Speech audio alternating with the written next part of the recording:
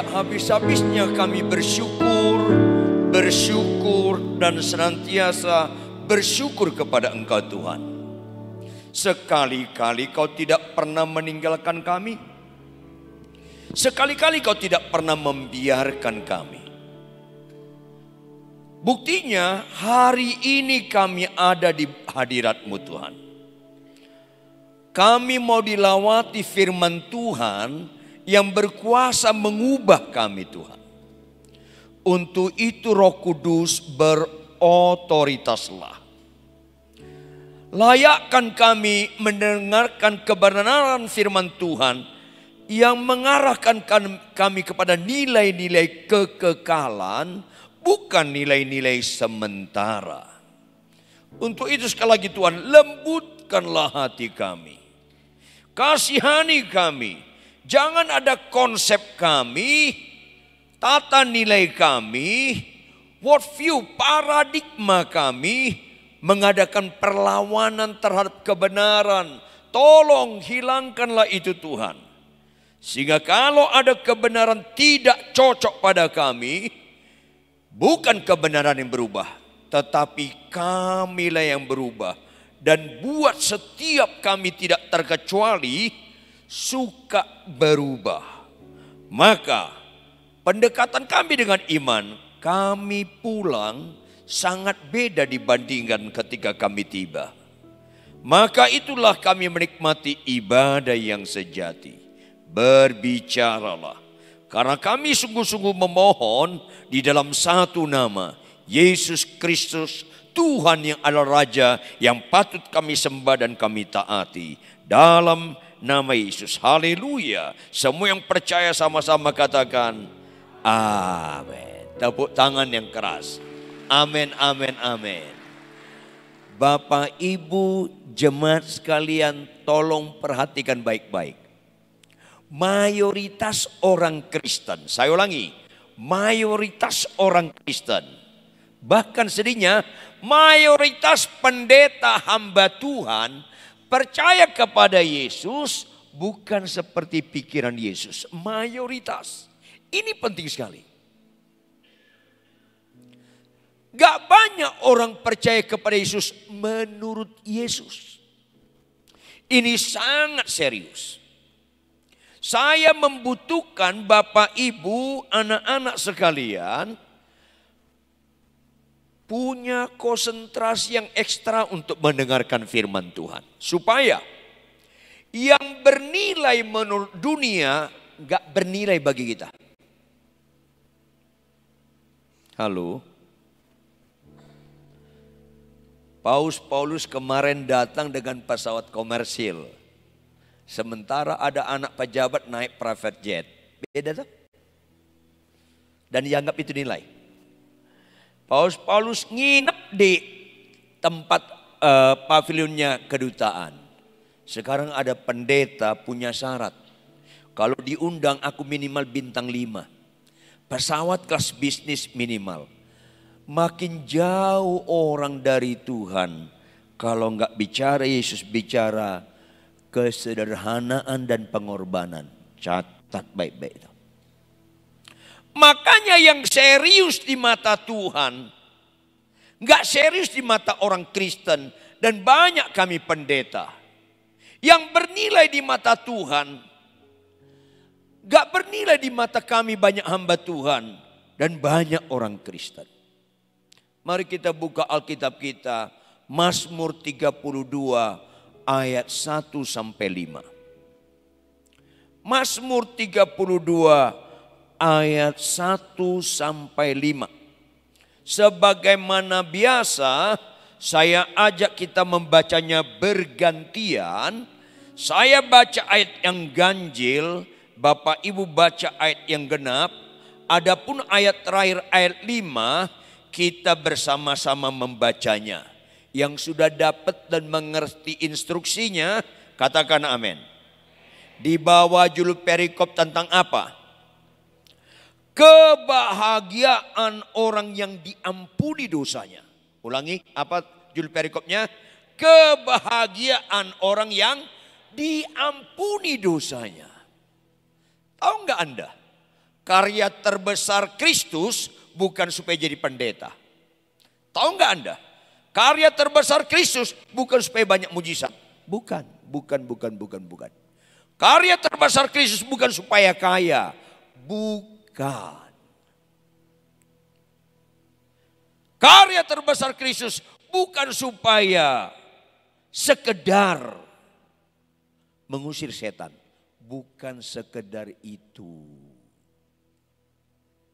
Karya terbesar, lanjut. Dalam hidupku, pengorbananmu yang yaitu karya terbesar Kristus supaya kita selamat. Karena banyak pengkhotbah tidak selamat. Banyak pembuat mujizat tidak selamat. Banyak pendeta-pendeta besar tidak selamat. Karena enggak mengerti kebenaran firman Tuhan tanpa sadar. Yuk saya baca ayat 1. Anda baca ayat 2. Terus kita bergantian ayat 5. Kita sama-sama baca. Dengan catatan. Pertama kata apa? Dari Daud. Ulangi apa? Yes.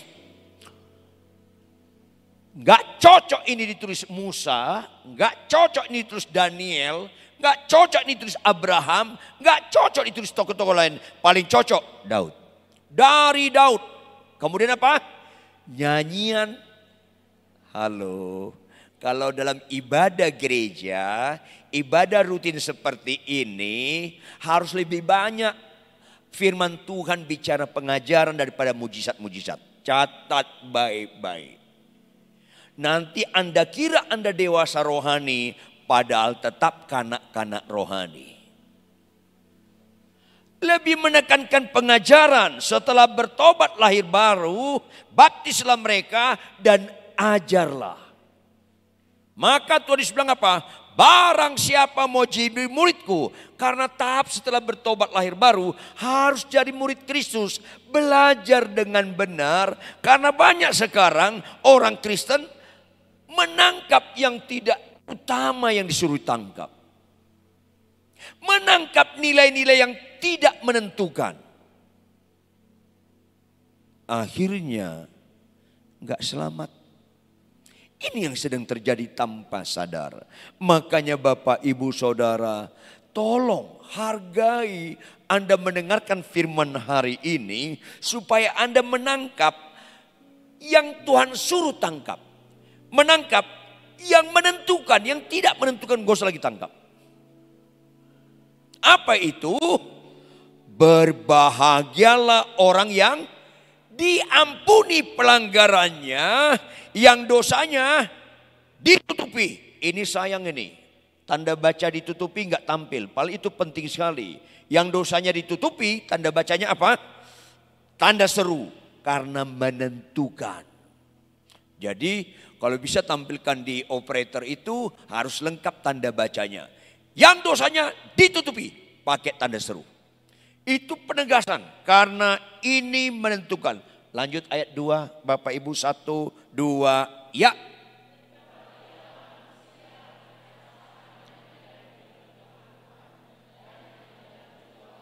Yes. Ayat 3. Selama aku berdiam diri, tulang-tulangku menjadi lesu karena aku mengeluh sepanjang hari.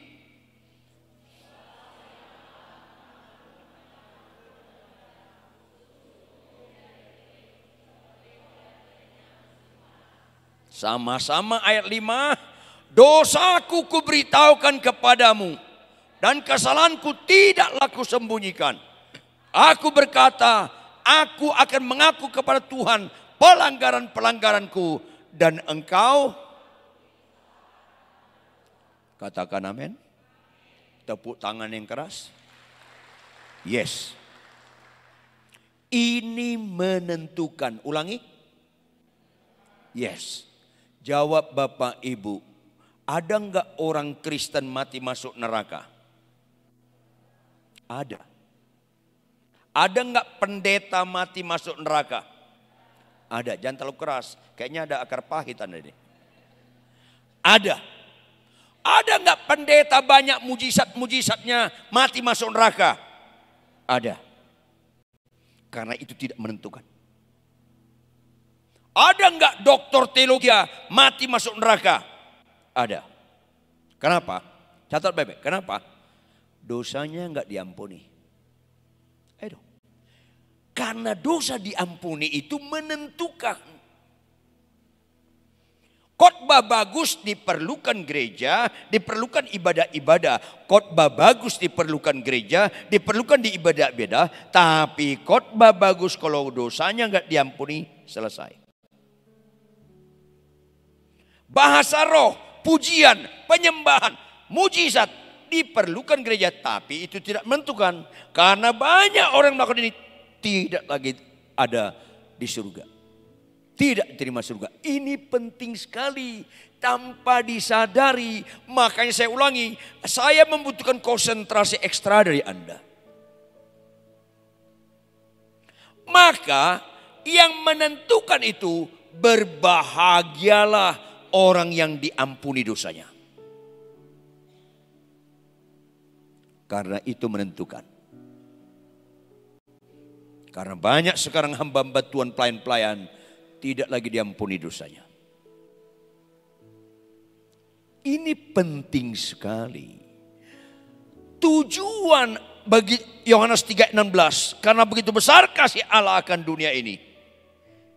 Bukan supaya sakit sembuh. Bukan supaya jadi pendeta jemaatnya ratusan ribu. Bukan itu. Kenapa itu nilai? Jemaat makin lama makin banyak, itu bukan ukuran rohani. Catat baik, banyak sekarang big church, gereja-gereja besar, blunder. Tanpa sadar. Jawab Bapak Ibu anak-anak, Yesus mampu gak memuridkan murid 200.000 orang? Mampu gak dia memuridkan murid-muridnya 200.000 orang?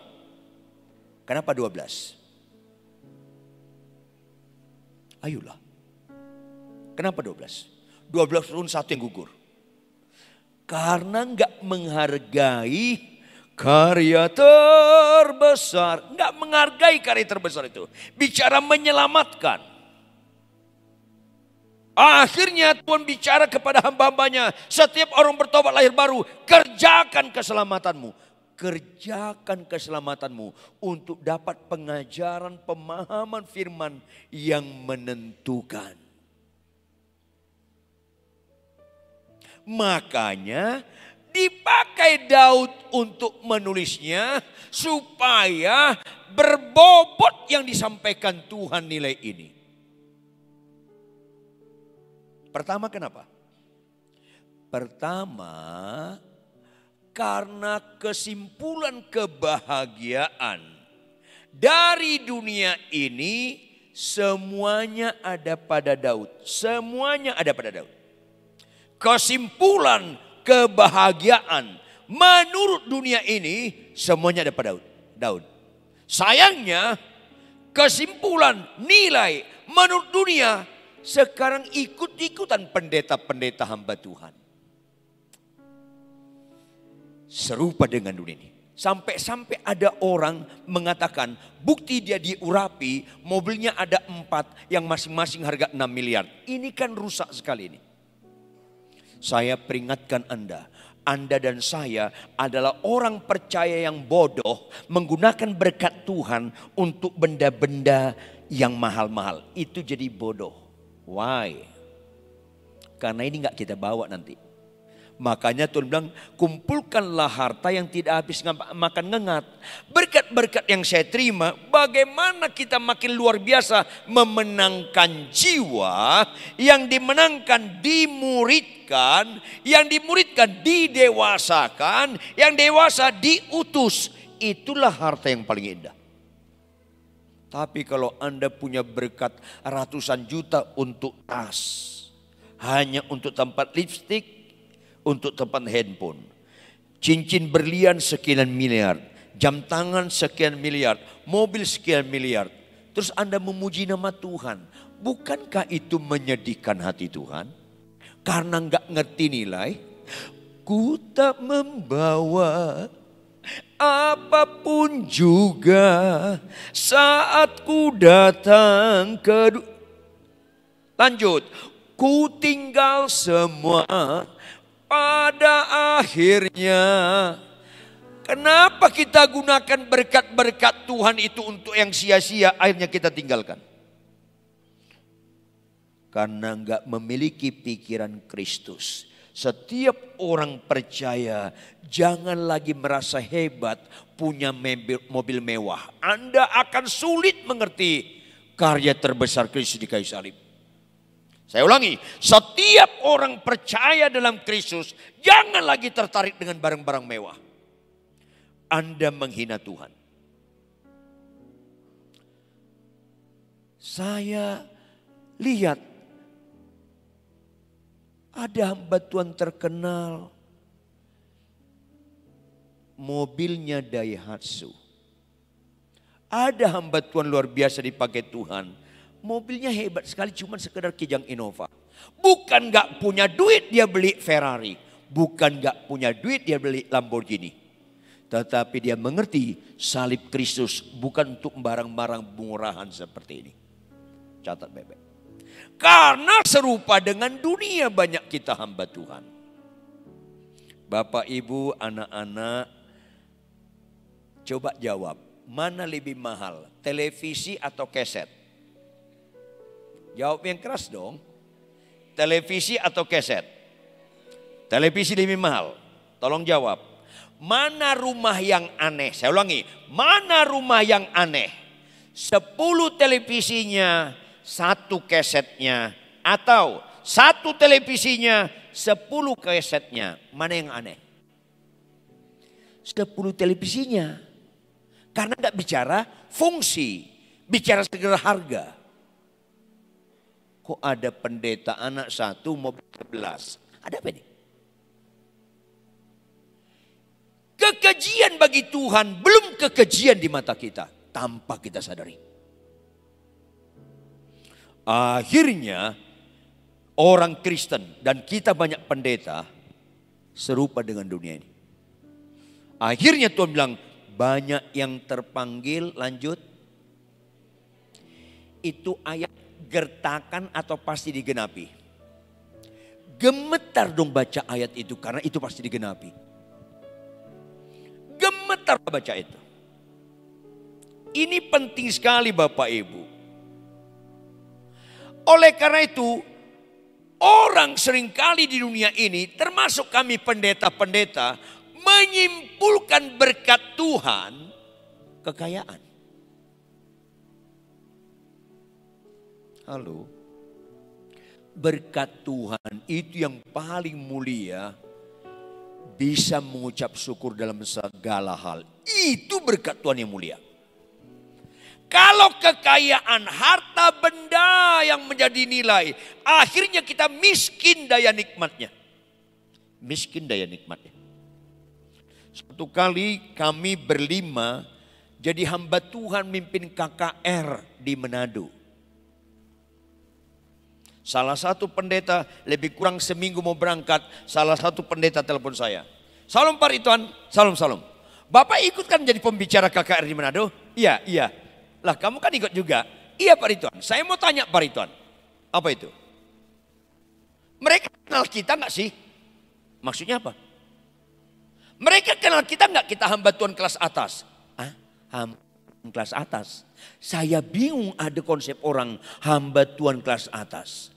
Inilah kebodohan yang sempurna. Saya bilang saya tidak hamba Tuhan kelas. Saya hamba Tuhan kelas keset. Janganlah pernah terpikir terbersit sedikit pun bahwa kita hamba Tuhan kelas atas. Itu kebodohan dan tipu daya si bapak pembohong, yaitu iblis namanya, yang tidak niat pensiun jadi bapak pembohong. Jangan pernah merasa hamba Tuhan kelas atas. Anda akan jadi miskin. Jujur Pak Ridwan, masa saya dikasih tiket Lion? Loh, kamu pesawat Lion? Iya Pak Ridwan. Bapak apa? Saya enggak. Loh, tuh kan beda-beda. Bapak pesawatnya apa? Saya Lion. Ada apa? Kenapa bentuk kendaraan, bentuk pesawat, tempat penginapan menentukan sukacita kita dan syukur kita? Karena miskin. Kita ditentukan benda, kita ditentukan situasi, kita tidak ditentukan oleh Tuhan. Ini miskin sekali. Apalagi Alkitab kita terjemahannya kurang pas. Mazmur 23, Tuhan adalah gembalaku. Lanjut. Bukan itu terjemahannya. Makanya pentingnya bahasa asli dan dimuridkan, diajar. Bahasa aslinya bukan gitu. Tuhan adalah gembalaku, aku gak perlu apa-apa lagi.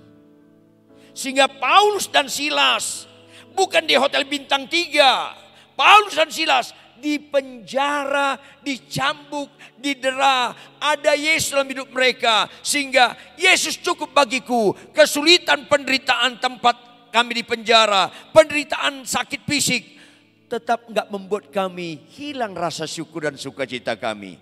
Itulah yang kaya. Itulah yang kaya. Banyak orang Kristen meletakkan kenyamanan hidup di fasilitas. Hotelnya bintang berapa? Diletakkan di situ. Kemudian jenis makanannya apa? Halo, kita akan mempersulit diri ikut Yesus. Barang siapa ikut Yesus harus militan sangkal diri dan pikul salib. Karena itu menentukan. Sayang, sangkal diri pikul salib jarang diajarkan di gereja, di persekutuan-persekutuan. Itu menentukan. Jawab Bapak Ibu, Yesus sebelum mati penuh dengan penderitaan enggak? Lulus sekali dia sangkal diri pikul salib yang harus jadi teladan bagi kita semua. Banyak pengajaran-pengajaran tentang berkat-berkat melimpah. Akhirnya membuat orang gampang sekali menyangkal Yesus. Gampang sekali kecewa kepada Yesus. Yang fakta di hadapan dia nggak seperti itu. Ditambah lagi ada pengkhotbah-pengkhotbah mengerikan. Apa itu? Percayalah, ikut Yesus nggak mungkin kena COVID-19. Ada apa ini? Ini ajaran-ajaran yang membuat orang jadi kecewa karena salah ajaran itu. Ikut Yesus nggak mungkin dibunuh. Siapa bilang? Kalau benar-benar Anda ikut Yesus, potensi sekali dibunuh. Karena Yesus yang kita ikutin juga dibunuh. 12 murid Yesus minus Yudas jadi 11. 11 murid Yesus, 10 mati dibunuh. Karena khotbah-khotbah yang mengenak telinga itu banyak dikhotbahkan di gereja. Akhirnya membuat orang gak ngerti ikut Yesus. Ketika mati Tuhan bilang, aku gak kenal engkau. Karena gak mengerti, salah kaprah. Apalagi khotbah-khotbah selalu dikhotbahkan. Sakit pasti sembuh, sakit pasti sembuh. Halo, bukan itu ciri utama Kristen. Jujur Bapak Ibu. Kalau berani jawab, jawab ya. Kalau berani jawab, tolong jawab. Mana orang tua sedih? Anaknya, mana orang tua lebih sedih? Anaknya melawan orang tua atau anaknya sakit kanker? Mana lebih sedih? Melawan orang tua atau sakit kanker? Kayak rohani loh. Kalau Anda lebih sedih anak Anda sakit kanker daripada melawan orang tua, Anda nggak mengenal kebenaran ini. Mana orang tua lebih sedih? Anak sakit kanker atau anak nggak disiplin baca Alkitab? Lebih sedih orang Kristen, bahkan pendeta pun lebih sedih anaknya sakit kanker daripada malas baca Alkitab. Karena nggak mengenal karya Tuhan di kayu salib. Inilah yang harus ditekankan kepada banyak orang Kristen, kepada banyak pendeta. Saya ingatkan Anda, sakit kanker tidak serius. Sakit kanker serius bagi orang gak percaya. Saya ingatkan Anda, sakit kanker serius bagi orang gak percaya. Karena orang gak percaya sakit kanker, potensi mati masuk neraka. Jawab Bapak Ibu. Anda niat nggak hidup selama-lamanya di bumi? Yang keras dong. Anda niat masuk surga nggak? Niat mati dong. Ada apa Kristen ini? Niat mati dong. Makanya doa kesembuhan hanya cocok dalam awal-awal ajaran Kristus.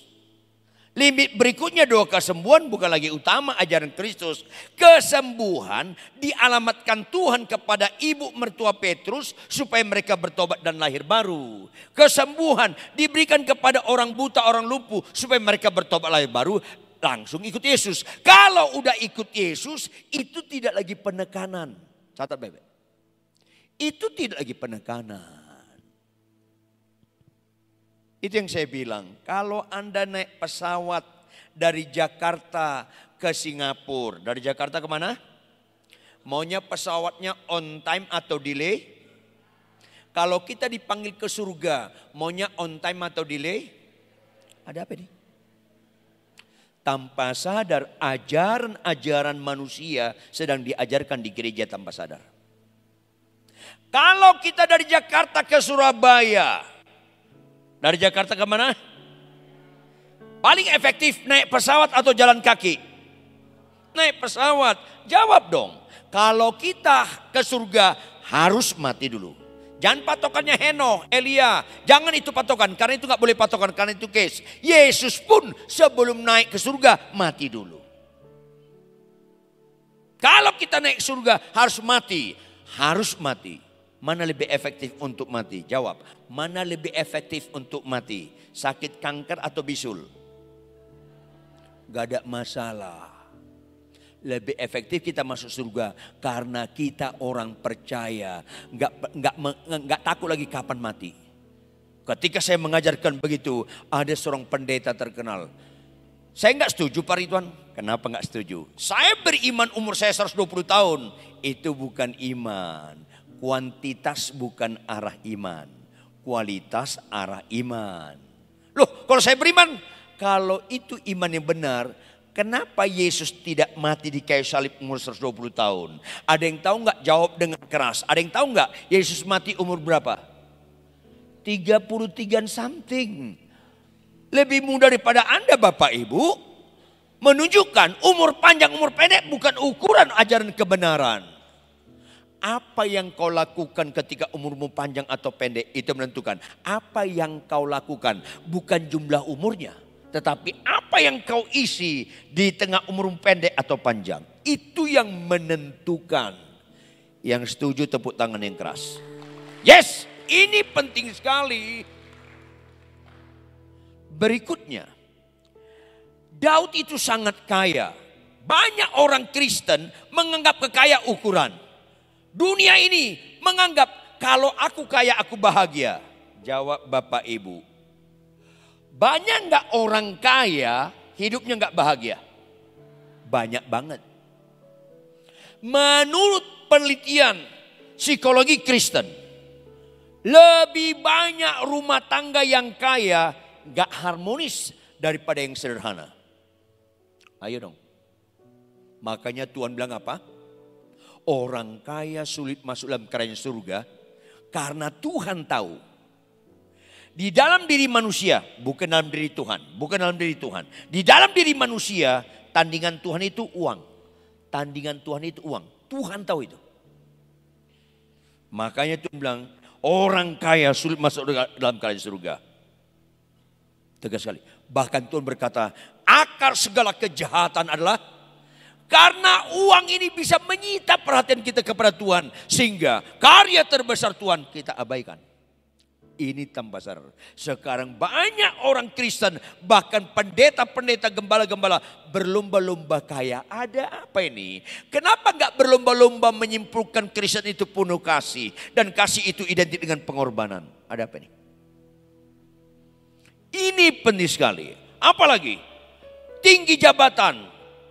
Halo, saya suka melayani di Mabes ABRI, ATNI, Mabes TNI, Mabes Polri. Mereka simpulkan apa? Pak Pendeta, untuk jadi bupati saja bisa orang mengorbankan 50 sampai 100 miliar. Seolah-olah jabatan itu hebat sekali.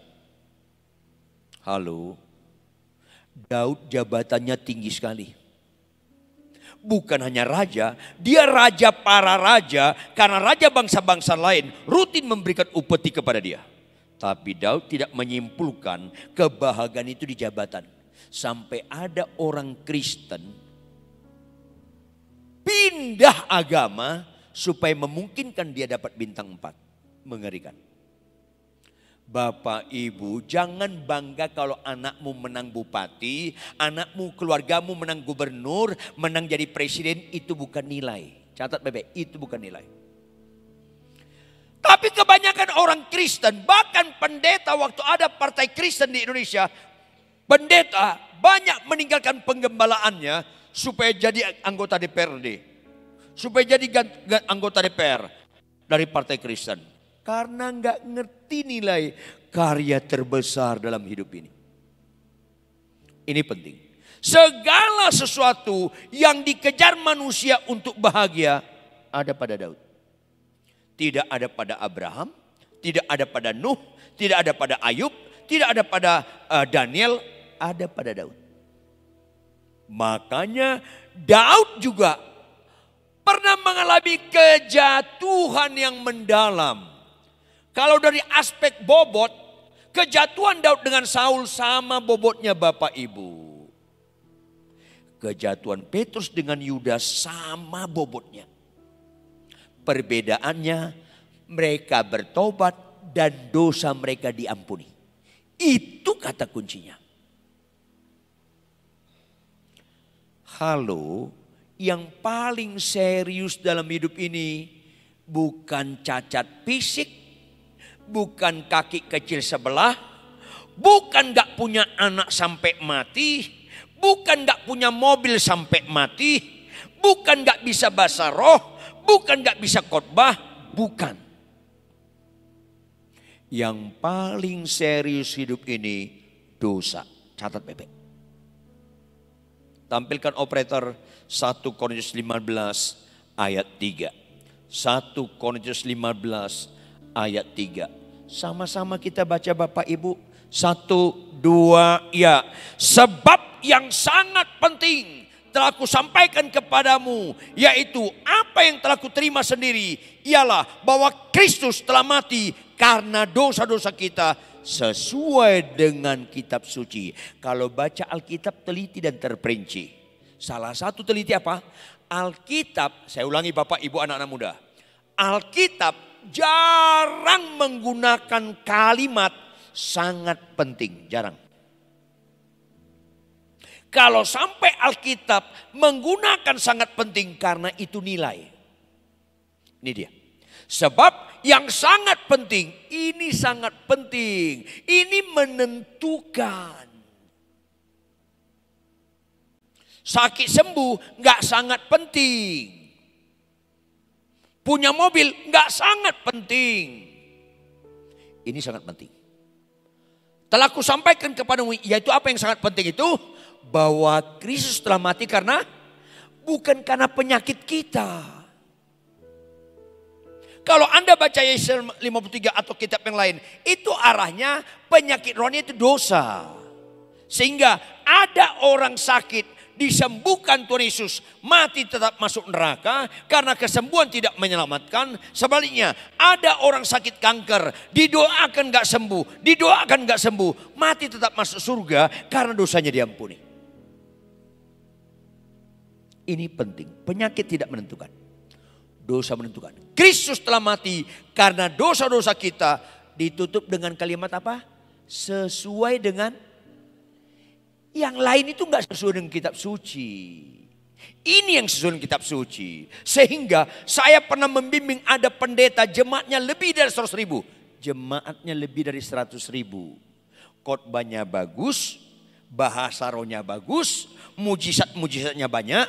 Tapi punya istri simpanan. Selesai.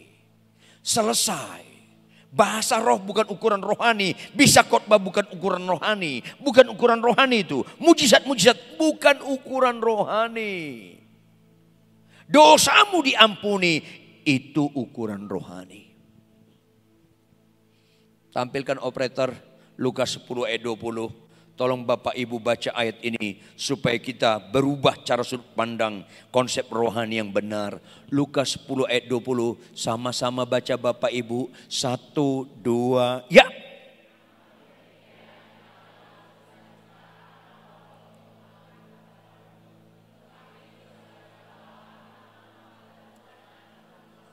Tahu nggak makna ayat ini? Konteks. Saat itu murid-murid Yesus diutus dua-dua orang pelayanan. Diutus dua-dua orang pelayanan. Dan mereka banyak melakukan mujizat. Sakit sembuh, lumpuh berjalan dan sebagainya. Dan orang yang terikat oleh kuasa iblis dilepaskan. Kuasa yang diikat oleh roh jahat dibebaskan. Mereka pulang dengan bersuka cita. Melapor kepada Yesus. Guru-guru, ada banyak sakit sembuh. Roh jahat takluk sama kami. Yesus bilang apa dengan tenang? Ya, aku lihat roh jatuh. Aku lihat roh pada jatuh. Tetapi namun demikian janganlah bersukacita karena roh-roh itu takluk kepadamu. Jangan sukacita kalau banyak sembuh. Jangan, karena bukan situ kesimpulan. Tetapi bersukacitalah karena namamu masih tetap ada terdaftar di surga. Karena banyak orang mengusir setan, melakukan mujizat, bernubuat dan sebagainya. Namanya nggak tercantum lagi dalam kerajaan surga. Itu masalahnya. Itu masalahnya. Tampilkan operator Matius 7 ayat 21 sampai 23. Tangkap ayat 21 dan bandingkan dengan ayat 22-23. Bukan setiap orang yang berseru kepadaku Tuhan, Tuhan akan masuk ke dalam surga. Bukan setiap orang, artinya tidak ada pengecualian. Apakah dia pendeta, apakah dia pemimpin pujian, apakah singers, apakah dia peniup shofar, apakah dia bahasa roh, apa dia memuji nama Tuhan sampai terharu. Tidak terbatas, siapa saja. Bukan setiap orang yang berseru kepadaku Tuhan, Tuhan akan masuk ke dalam kerajaan surga. Melainkan lanjut, garis bawahi itu, melakukan kehendak Bapa-Ku yang di surga. Ulangi apa? Hafal ayat ini, renungkan benar-benar. Melakukan kehendak Bapa-Ku di surga. Karena apa? Lihat ayat 22. Pada hari terakhir, berapa orang? Banyak orang, dalam bahasa Yunaninya mayoritas. Kalau 1000 pendeta, bukan 500, bukan 50-50. Bukan 300. Kalau 1000 pendeta, bicara ini sekitar 900. 10 sakit kusta sembuh, 1 yang selamat. Itu bicara banyak sekali orang memaknai kekristenan salah. Banyak, mayoritas akan berseru kepadaku, Tuhan, Tuhan, bukankah kami bernubuat demi namamu? Banyak orang Kristen bisa bernubuat, nubuatnya terjadi, menganggap dia hamba Tuhan luar biasa. Padahal itu tidak menentukan. Bukankah kami mengusir setan demi namamu? Banyak orang Kristen, orang kerasukan roh jahat, diusir pergi roh jahatnya. Menganggap itu kesembilan rohani. Kita harus mengusir setan. Tetapi bukan itu kesimpulan rohani. Catat. Bahkan yang kalimat terakhir. Bukankah kami mengadakan banyak mujizat demi namamu juga? Banyak artinya sering sekali. Sakit sembuh, lumpuh berjalan, buta celik. Sakit sembuh, lumpuh berjalan. Banyak. Tapi ayat 23, perhatikan ayat 23. Apa kata Tuhan? Pada waktu itulah aku akan berterus terang kepada mereka yang berkata, aku tidak pernah mengenal kamu. Namamu enggak tercantum dalam kerajaan surga. Hanyalah daripadaku kamu sekalian pembuat kejahatan. Justru orang yang bernubuat, orang yang makan mujizat, kalau enggak ngerti panggilan Tuhan sesungguhnya, jadi pembuat kejahatan tanpa disadari, dan itu sedang terjadi di mana-mana. Saya khotbah di Amerika, di Eropa, di Afrika, di Asia, di Australia. Banyak sekarang hamba Tuhan merasa dipakai Tuhan. Konteksnya ini. Jangan ragu, gereja harus mengusir setan. Katakan amin. Bisa bernubuat, katakan amin. Melakukan banyak mujizat, katakan amin. Tetapi sekali lagi bukan itu yang menentukan. Yang menentukan adalah dosamu diampuni. Lihat Lukas 15 ayat 7, tampilkan. Cermati ayat ini. Cermati ayat ini, Lukas 15 ayat 7. Sama-sama baca Bapak Ibu anak-anak muda. Cermati, 1, 2, iya. Aku berkata kepadamu.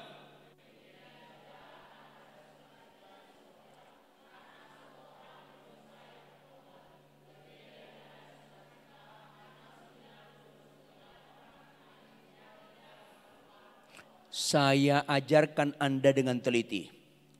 Ada dua jumlah orang dalam ayat ini. Jumlah pertama berapa? 1. Jumlah kedua berapa orang? Perbandingannya ekstrim nggak? Ekstrim sekali.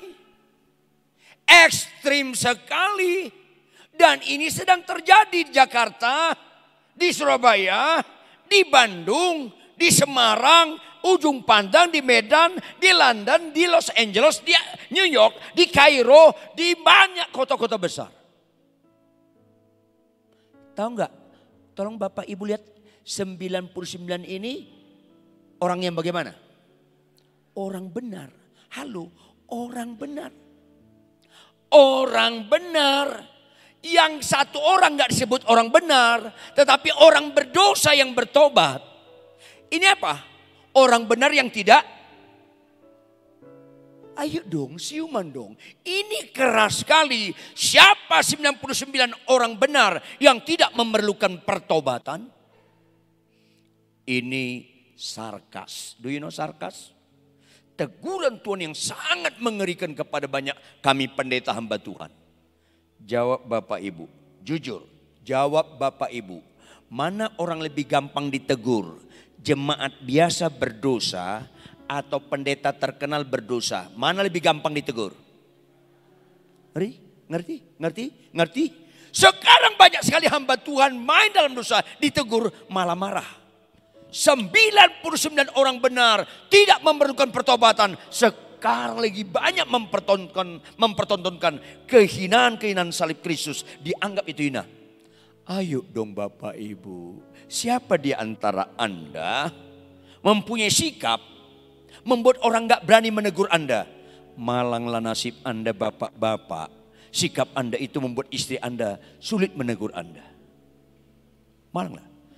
Malanglah kau ibu-ibu, kalau sikapmu kau pasang sedemikian rupa, ditegur marah, ditegur gampang tersinggung.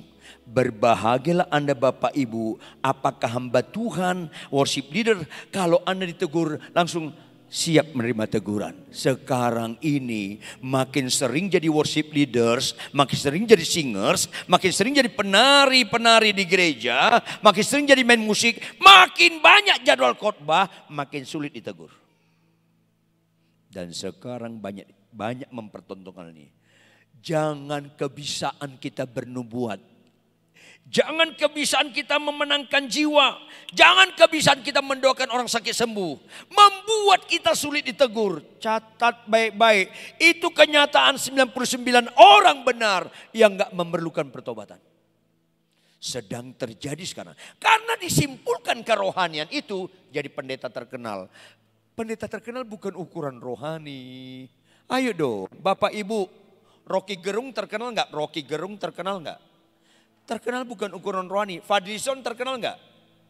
Terkenal bukan ukuran rohani.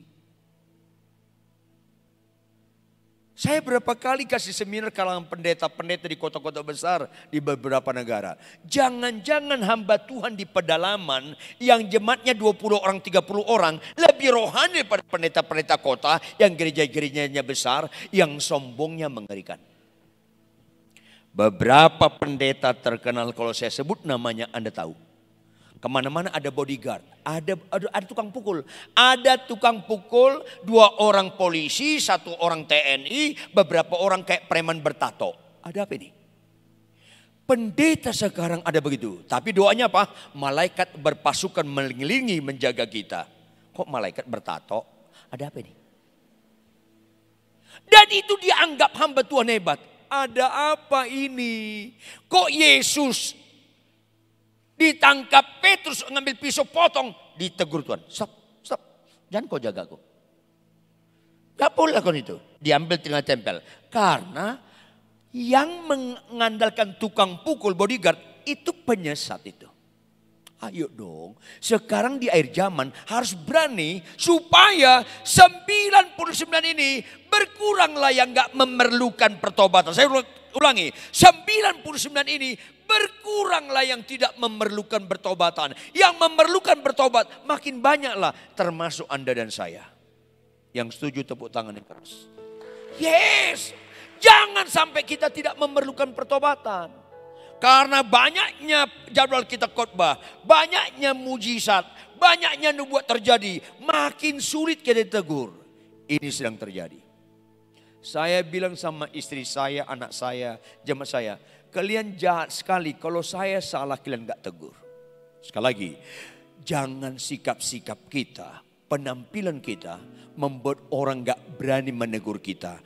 Malanglah nasib Anda dan saya. Karena potensi menggenapi 99 itu ada terjadi pada kita.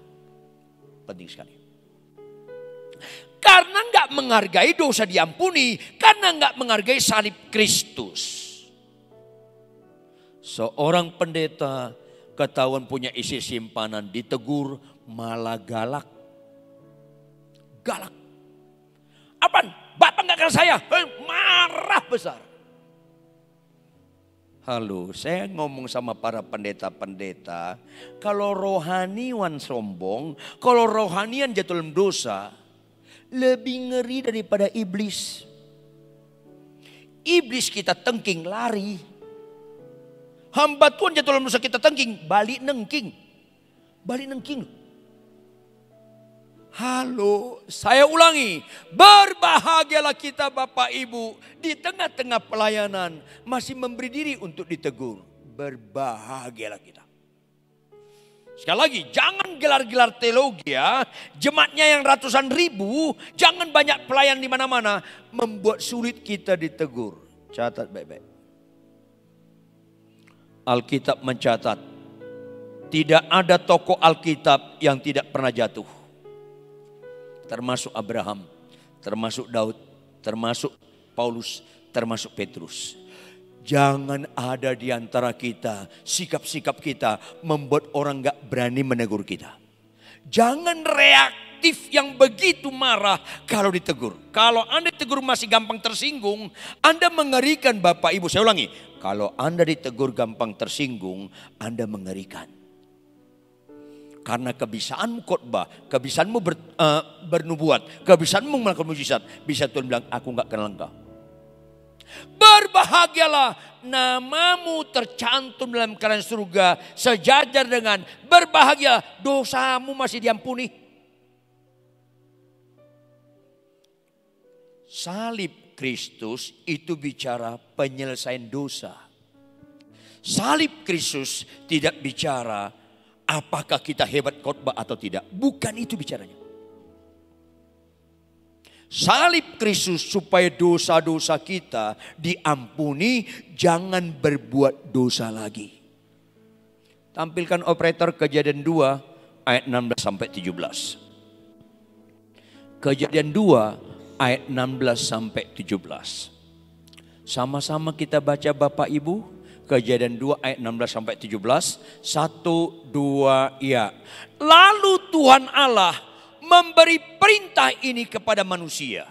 Semua pohon dalam taman ini boleh kau makan buahnya dengan bebas. Lanjut. Tetapi pohon pengetahuan tentang yang baik dan yang jahat itu, janganlah kau makan buahnya. Sebab pada hari engkau memakannya, pastilah engkau mati. Untuk memaknai ini, Anda perlu konsentrasi penuh. Pertama ayat 16, tampilkan operator ayat 16. Lalu Tuhan Allah memberi, catat baik-baik. Ulangi, memberi. Lebih keras. Fokus orang percaya bukan janji Tuhan, tetapi perintah Tuhan. Catat dong baik-baik. Catat dong baik-baik. Makanya Abraham disebut bapak beriman. Kesimpulannya bukan dijanji tapi diperintah. Begitu proses janji digenapi, mereka punya anak, Abraham, ambil anakmu yang tunggal, sembelih dia bagiku. Diperintah. Karena apa? Ketaatan, saya ulangi, ketaatan adalah satu-satunya, berarti tidak ada duanya. Ketaatan adalah satu-satunya statement hidup yang berbobot kita mengakui Yesus sebagai Tuhan dan Raja. Kalau Tuhan berkata, hai suami, kasihlah istrimu. Saya mengasihi istri saya, menyatakan engkau Tuhanku, engkau Rajaku. Saya mengasihi istri saya, gak ada kaitannya dengan kelakuannya. Kalau ada pendeta, Pak jangan cerai, jangan mengkhianati perkawinan. Kasih istrimu. Pak Ridwan, bagaimana saya kasih istri saya?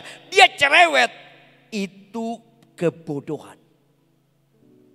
Cerewet istrimu menentukan kau taat kepada Tuhan atau tidak. Berarti cerewet istrimu lebih berbobot daripada perintah Tuhan.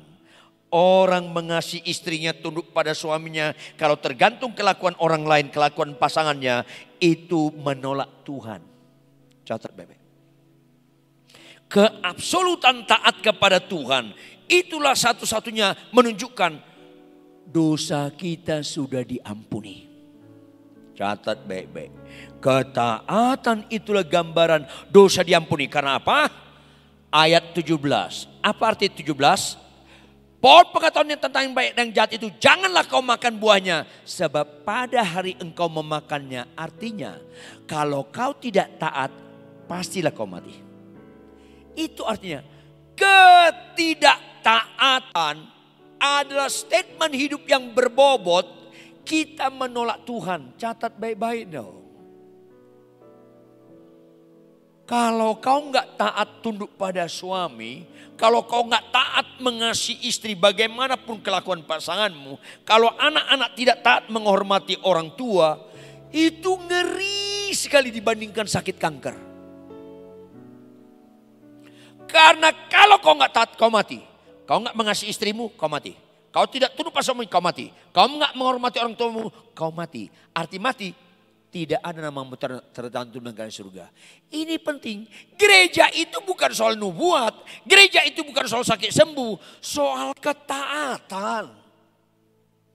Ini penting sekali. Sampai-sampai Tuhan berkata, kasihlah musuhmu. Musuh pun kita kasih. Artinya apa? Orang itu menyakiti kita berulang-ulang, bertahun-tahun. Tetap kita nggak mengorbankan ketaatan kita kepada Tuhan. Tuhan bilang kasihlah musuhmu. Iya Tuhan. Sejahat pun apapun orang, kejahatan dia nggak lebih hebat daripada ketaatanku kepada Tuhan. Disitulah kita mengakui kaulah Tuhanku, kaulah Rajaku. Ketaatan ukuran kerohanian. Sebaliknya, ketidaktaatan itu mengerikan. Itulah disebut dosa. Maka kalau kita berbahagia dosa kita diampuni, disertai dengan ketaatan. Jangan bilang dosamu diampuni tapi kau cerai. Dosa diampuni tapi kau berzina. Dosa diampuni kau anak-anak malas belajar. Dosa diampuni kau nyontek. Halo, gereja itu puji Tuhan nyanyi bagus, narian bagus. Tapi semua ini bisa mengejek Tuhan kalau anak-anak narinya bagus tapi belajarnya nggak bagus. Ini penting sekali supaya jangan anak-anak rajin di gereja tapi nyontek di sekolah. Ini bisa terjadi karena kita seringkali menyimpulkan rohani itu di khotbah, di tarian, di worship leaders, di singers, bukan di kelakuan. Ini bahaya sekali. Tampilkan operator Matius 7 ayat 24 sampai 27. Gereja itu dibagi dua. Bukti dosanya diampuni atau tidak diampuni. Dibagi dua. Perhatikan. Setiap orang yang mendengar perkataanku ini dan apa? Taat. Hanya dua kelompok orang gereja. Jangan lagi Anda bilang, Anda gereja Anda bahasa roh atau enggak. Itu enggak perbedaan signifikan. Enggak menentukan.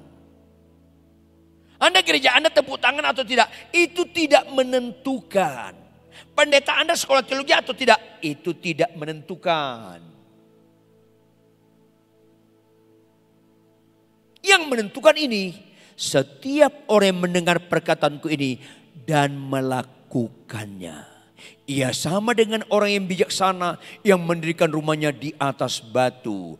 Konteks Yesus ngomong ini, membangun rumah di atas batu itu kerja keras, lama, gak bisa sebentar, lama, dan tangan bisa berdarah-darah, berkorban.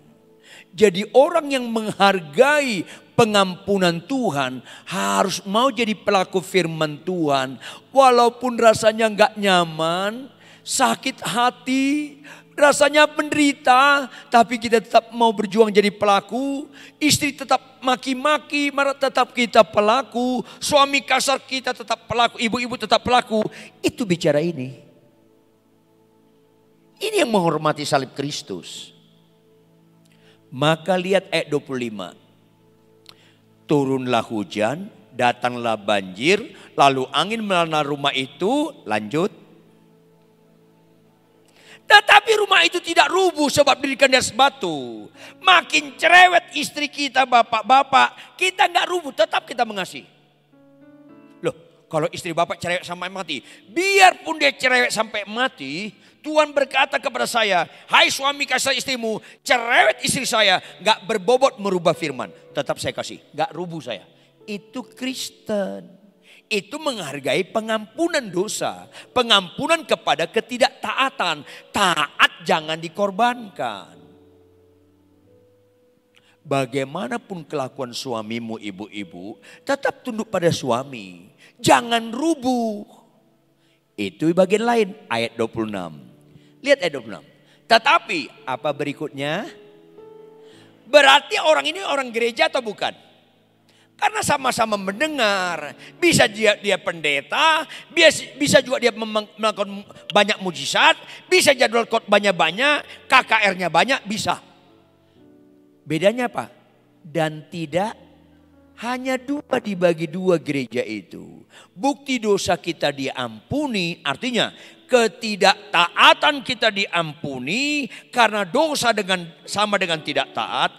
Ketidaktaatan kita diampuni harus simpulkan dengan ketaatan. Kristen itu bukan di bahasa roh. Kristen itu bukan dibuat, bukan itu penentu. Kristen itu bukan bisa khotbah, bukan itu penentu. Jangan merasa saya punya karunia bahasa roh, tapi saya nggak merasa lebih rohani daripada nggak karunia bahasa roh. Itu bukan ukuran.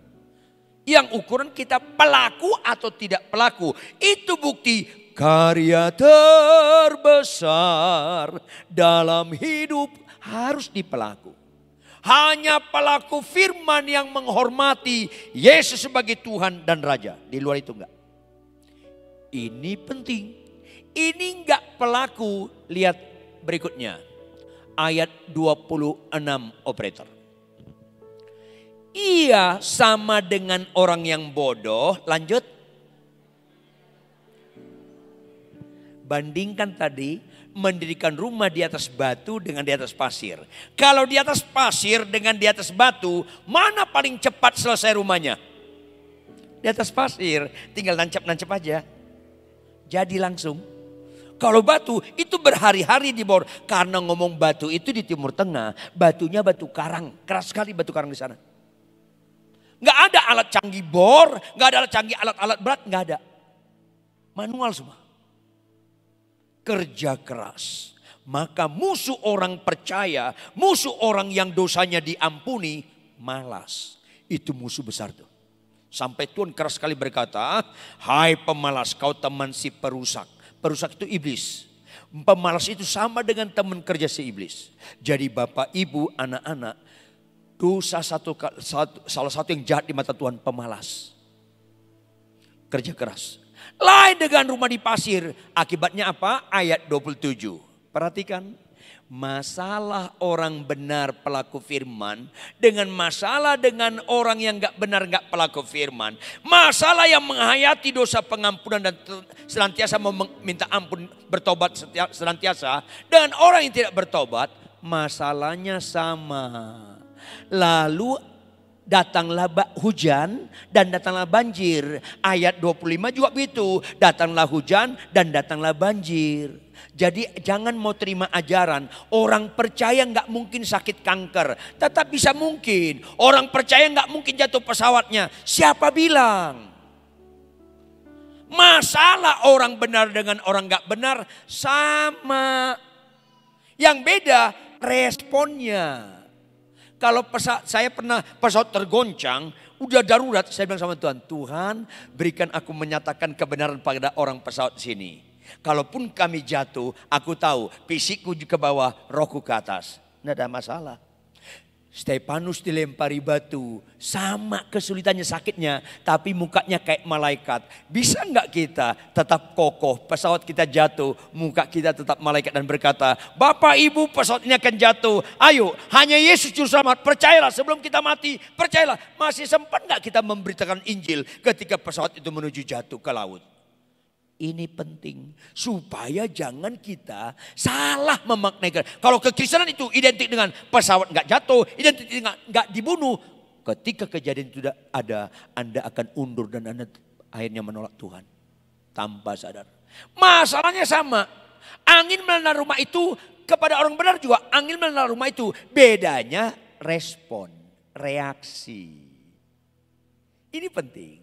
Yang sana nggak roboh, yang sini roboh. Bapak-bapak, kalau istri kita marah-marah, kita roboh enggak? Ikut marah enggak? Kalau istri kita bilang, aku nyesel kawin sama kamu, kita balas enggak? Aku juga nyesel kawin. Inilah orang tanda-tanda enggak ngerti firman. Pendeta ada yang gebukin istrinya gara-gara bertengkar. Digebukin istrinya. Tapi kok depannya bagus, penyembahannya bagus, mujizatnya banyak.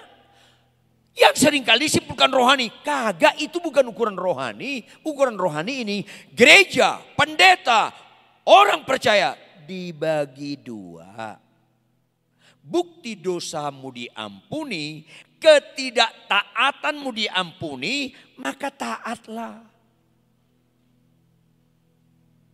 Kalau orang 99 orang benar yang gak memerlukan pertobatan, khotbahnya banyak, mujizatnya banyak, tapi dimaki istrinya.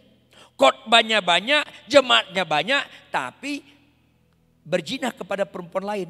Inilah orang-orang yang sering terjadi sekarang di dunia ini. Akhirnya gak dibedakan.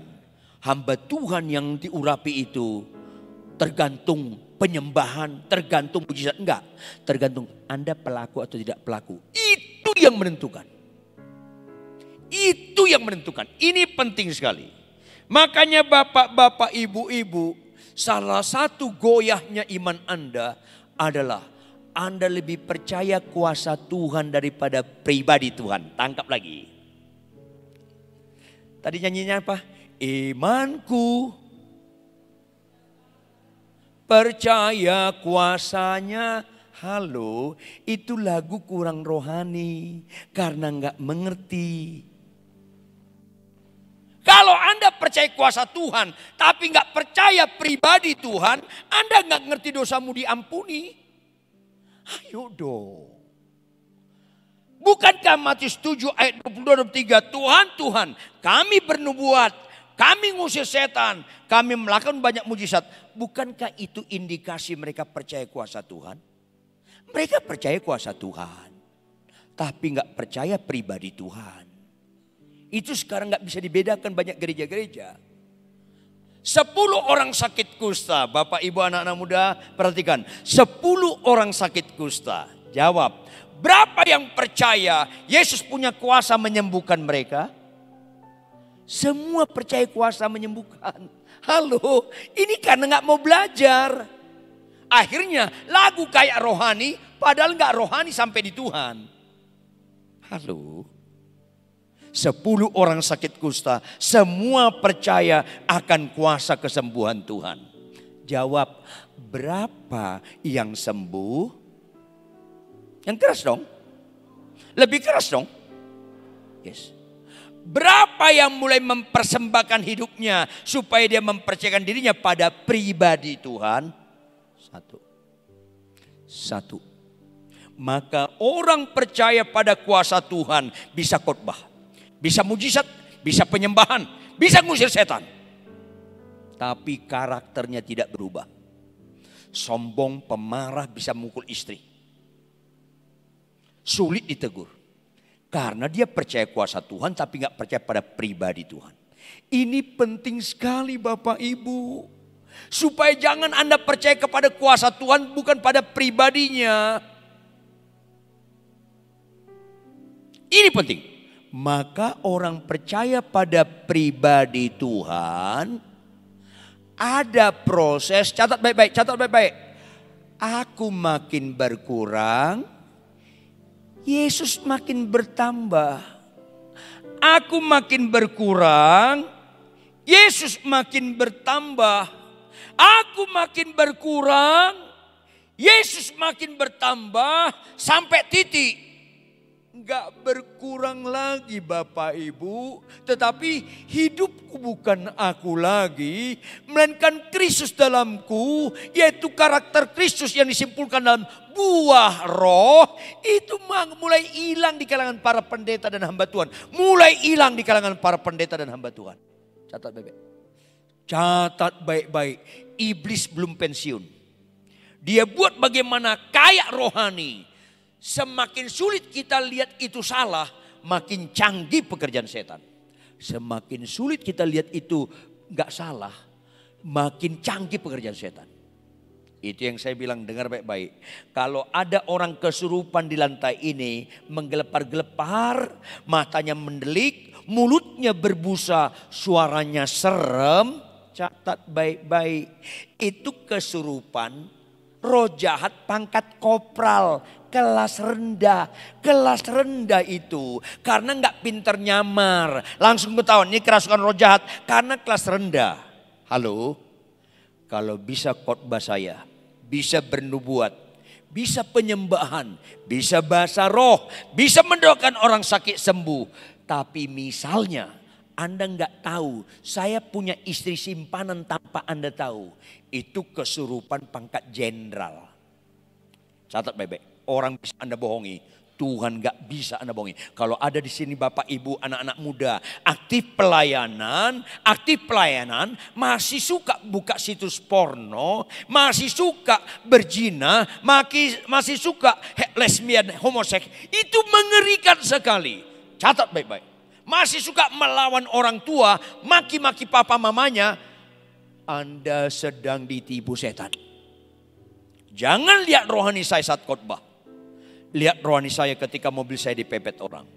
Lihat rohani saya ketika Anda tinggal di rumah saya 6 bulan atau 1 tahun. Ketika istri saya kurang hemat berkata-kata. Masih tetap tenang gak saya? Karena itu ukuran rumah kita dibangun di atas batu karang atau di atas pasir. Karena bukan di khotbah orang kelihatan rohani. Bukan di penyembahan orang kelihatan rohani. Bukan di bahasa roh orang kelihatan rohani. Bukan di mujizat-mujizat orang kelihatan rohani. Di tengah menghadapi hujan, banjir, badai, mengalami kesulitan, di situ orang kelihatan rohani atau tidak rohani. Catat baik-baik. Jangan kagumi orang khotbah bagus. Walaupun khotbah bagus diperlukan di gereja. Jangan kagumi orang penyembahannya bagus. Jangan, karena itu bisa bobotnya ritual tanpa spiritual. Jangan kagumi banyak pendeta yang bisa membuat orang lumpuh berjalan, bahkan mayat bangkit. Jangan. Tapi kita mau berbicara bukan sekedar percaya kuasa Kristus. Jangan ragu kuasa Kristus. Tapi sekaligus percayakanlah dirimu pada pribadi Yesus. Ulangi 1, 2, ya. Percayalah dirimu kepada pribadi Yesus.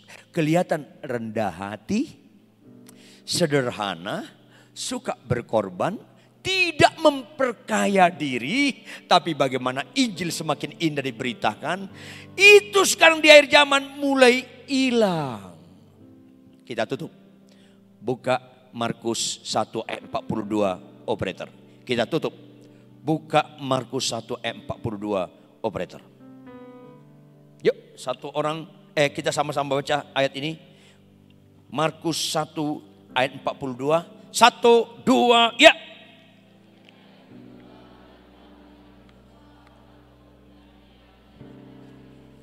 Ayo Bapak Ibu, teliti. Kata mana mewakili keterangan waktu? Lebih keras? Lebih keras. Jawab Bapak Ibu. Seketika ini bicara bangun rumah di atas pasir. Jawab Bapak Ibu, Tuhan perlu tahunan atau seketika membuat lumpuh berjalan? Seketika. Tuhan perlu tahunan atau seketika membuat mayat bangkit? Tuhan tahunan atau seketika membuat laut terbelah? Ayo dong siuman dong. Apa yang Tuhan sampaikan di balik kata seketika, dengar baik-baik. Tuhan sampaikan apa? Hai umatku, ini mujizat gampang. Ayo dong, supaya kalian jangan membangun rumah di atas pasir yang bobotnya seketika. Hai umatku, semua mujizat seketika itu mujizat terendah. Ayo dong, ayo tangkap dengan benar. Berikutnya, hai umatku, semua mujizat seketika gak ada unsur kekekalannya. Catat dong baik-baik. Semua mujizat seketika gak ada unsur kekekalannya. Jawab Bapak Ibu anak-anak muda. Lazarus dibangkitkan Tuhan Yesus gak? Bangkit gak? Mati lagi gak? Karena itu sementara. Laut dibelah Tuhan gak? Terbelah gak? Sekarang statusnya terbelah atau udah gabung?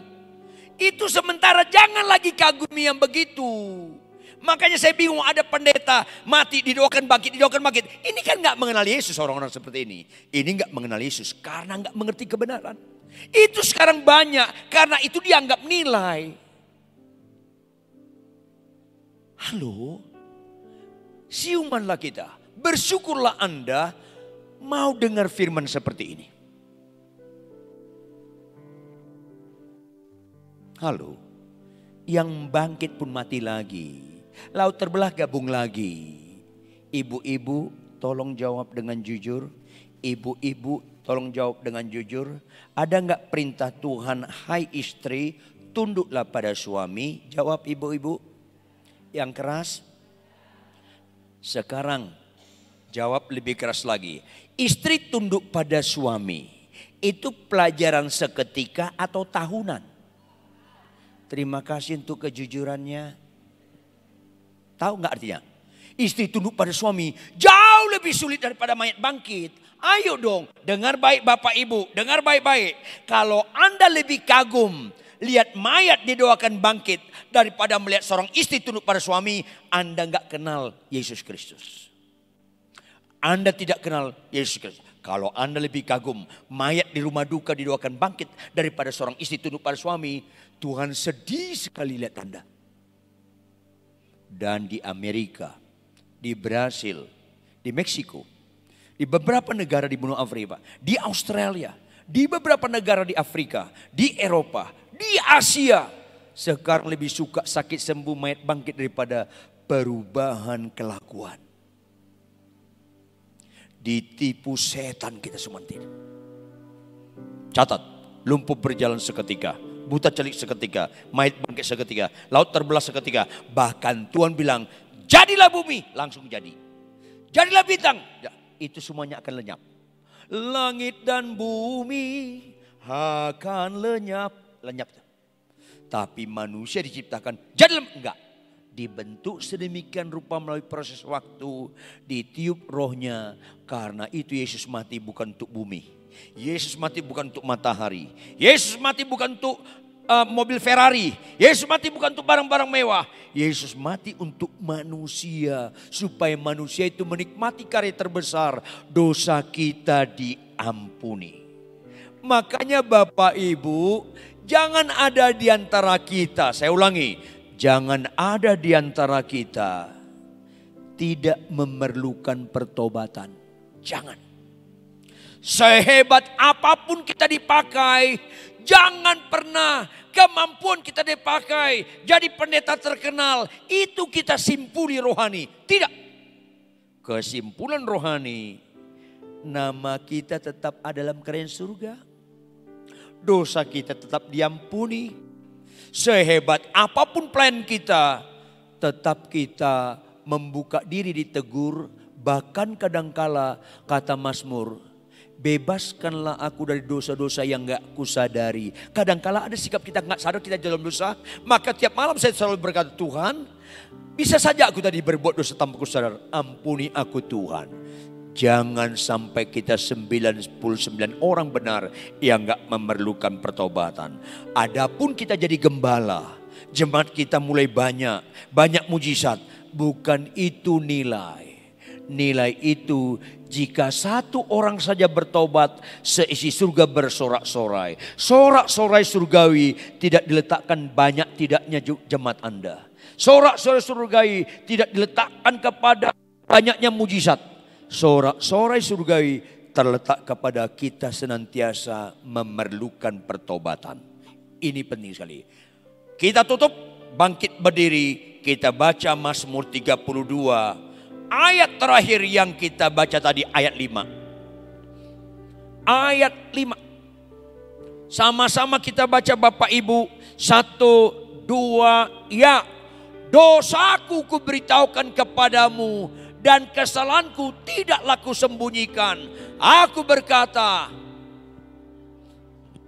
jangan pindahin dulu dong operator. Ampuni dia Tuhan. Aku berkata, lanjut. Aku akan mengaku kepada Tuhan pelanggaran-pelanggaranku. Dan engkau supaya apa? Namamu tercantum dalam kerajaan surga. Sekali lagi, aktivitas kita, tatapan orang mengagumi kita rohani, makin sulit kita membutuhkan pertobatan. Jangan orang kagumi kita rohani menghalangi kita rendah hati. Jangan kita dikagumi banyaknya pelayan-pelayanan membuat kita gak mudah hancur hati. Apapun sekecil apapun salah kita. Yang setuju katakan amin. Yang sungguh-sungguh setuju. Percaya Yesus ada di tengah-tengah kita. Bukan kebetulan kebenaran yang diberitakan kepada kita. Supaya fokus kita bukan sekedar nilai-nilai seketika. Jangan ragu, seketika ini juga siapa yang sakit Tuhan bisa sembuhkan. Tetapi jangan itu fokus. Jangan itu fokus. Jangan heran, ada orang 8 tahun, 12 tahun, 17 tahun gak punya anak. Akhirnya seketika itu Tuhan karuniakan anak. Puji Tuhan, tapi bukan itu fokus. Hormati karya Tuhan terbesar.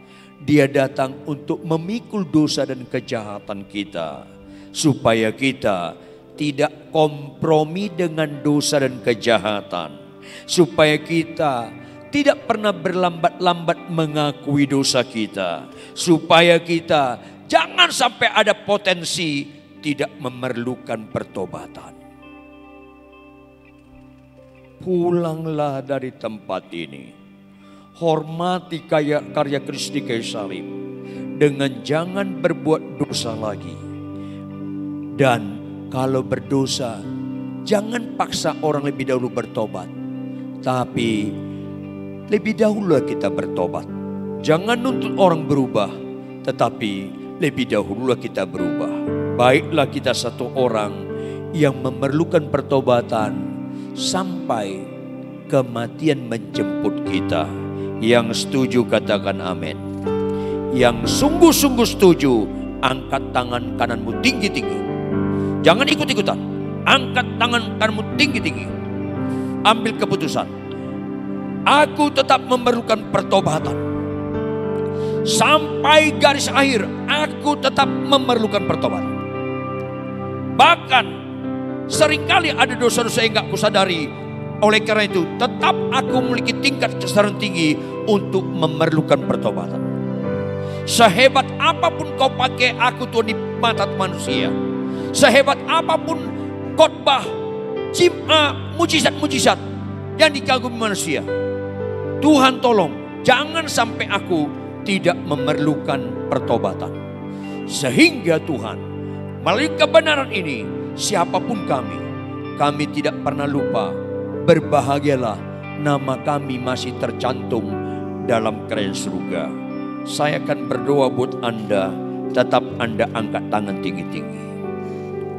Bapa kami di surga, di hadapan Engkau hanya 2 mujizat. Jika 1 orang saja bertobat, seisi surga bersorak-sorai. Yang kedua, orang yang berbahagia adalah orang yang mendengarkan firman Tuhan serta memeliharanya, merenungkan dan melakukannya. Untuk itu Tuhan, dalam nama Yesus, kasihanilah kami Tuhan. Ajar kami tetap membutuhkan pertobatan terus-menerus. Bertobat lahir baru sekali seumur hidup. Tetapi pertobatan terus-menerus supaya proses aku sebagai Tuhan bagi diriku supaya makin berkurang. Engkau sebagai Tuhan semakin besar bagi diri kami. Kami percaya bukan saja sekedar kuasa-Mu, tapi pribadi-Mu itu terjadi terus-menerus dalam diri kami Tuhan. Sehingga aku makin berkurang, Yesus makin bertambah melalui pertobatan terus-menerus. Itu tidak berhenti sampai ajal kami tiba. Oleh karena itu Tuhan, jika ada dosa dan kejahatan kami ditegur secara langsung atau tidak langsung, ampuni kami Tuhan. Jika ada anak-anak yang masih malas belajar, masih ngomong kasar terhadap orang tua atau kakak, abang, ampuni anak-anak ya Tuhan. Jika ada para suami dengan segala dinamika rumah tangga, mulai saling membenci, mulai saling mengecewakan dalam perkawinan, ampuni kami Tuhan. Kami tidak mau diintervensi si iblis dan si roh jahat, termasuk karakter buruk pasangan kami, karakter buruk orang lain. Kami hanya mau diintervensi oleh Tuhan, sehingga kami dapat mengasihi musuh kami. Kami dapat membalas kejahatan dengan kebaikan, sehingga rumah kami kokoh karena dibangun di batas batu karang. Datang hujan banjir melanda, tidak rubuh.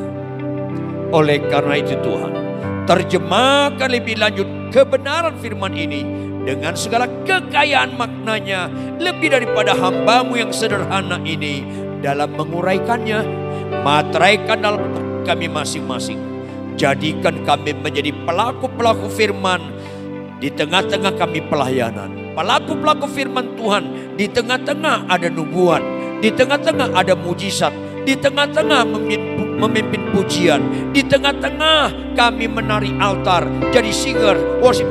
Kami tetap pelaku-pelaku firman. Respon kami terhadap karya terbesar, mengampuni ketidaktaatan kami, sehingga kami mengerjakan keselamatan kami dalam pimpinan Roh Kudus. Kau dapatkan kami taat, berkenan di mata Tuhan.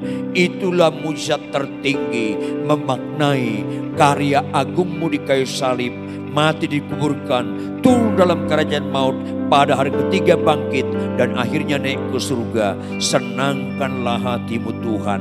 Dapatkan kami menjadi pelaku-pelaku firman Tuhan, termasuk dalam situasi-situasi yang paling sulit sekalipun. Dalam nama Yesus Kristus. Haleluya. Semua yang percaya sama-sama katakan